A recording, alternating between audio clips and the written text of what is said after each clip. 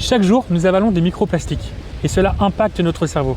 Et c'est encore pire si vous vivez en ville.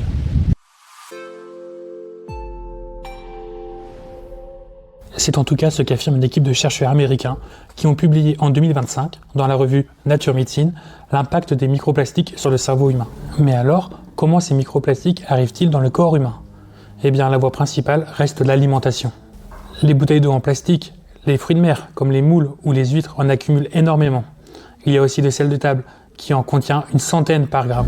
Et puis, il y a bien sûr les aliments qui sont contenus dans les emballages jetables, comme les yaourts ou les viandes qu'on achète en sous-vide. La deuxième façon dont notre corps ingère des microplastiques, c'est l'air que nous respirons en ville.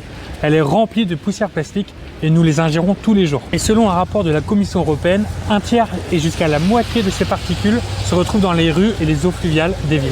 Et ces microplastiques se retrouvent dans les pneus qu'on le retrouve pour se déplacer dans Paris, comme les bus derrière moi, les vélos, mais aussi les voitures. L'air de Paris serait jusqu'à 20 fois plus contaminé que l'air des Pyrénées françaises, toujours selon le rapport de la Commission européenne. Les scientifiques de Nature Medicine ont analysé des dizaines de cerveaux de personnes décédées. Et dans 100% des cas, des microplastiques se retrouvaient dans l'organe principal du corps humain. Dans certains cas, cela représentait 0,5% de la surface totale du cerveau. Alors, comment réduire notre exposition aux microplastiques dès aujourd'hui? Tout d'abord, il faut boire de l'eau du robinet, filtrée si possible. Il faut éviter d'acheter de la viande sous vide. Il faut bien évidemment préférer les boîtes en verre plutôt que les boîtes plastiques si jamais vous préparez vos repas en avance. Et puis bien sûr, n'hésitez pas à aérer très régulièrement votre appartement ou votre maison pour renouveler l'air. Maintenant que vous en savez un peu plus sur les microplastiques, il ne vous reste plus qu'à prendre soin de votre santé.